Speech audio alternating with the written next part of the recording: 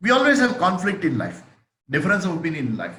We go for negotiations, business discussions.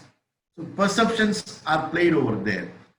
Before going for any kind of discussion meetings, if you can do this perceptual position, it gives you clues and views as to what can be the possible response from your partners or other people involved, and you can be armed with information or power insight that you are able to gain control.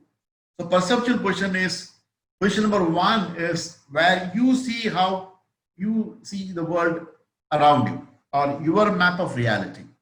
So first you see how you view the world outside, then step out of that, come to second position, become the other person. You become that person and start perceiving what could be his view of the whole context. So you go by inner guidance and you become the person and get to know inside you what all could be the person saying about this business proposal or about this project. Get to know. Once these two are done, take a third position, which is a neutral position.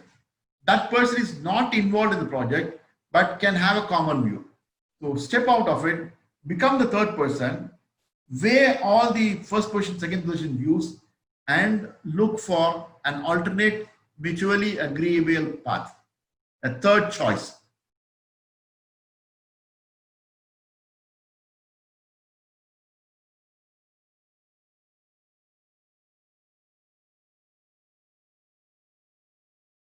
So this way you can be armed, or if you have a conflict with somebody, difference of opinion somewhere, apply the same logic. In position number one, express your justifications, your arguments, your viewpoints totally. And you come out, step into step position two, you become that person, the person in conflict, you become that person and see yourself from his eyes entirely.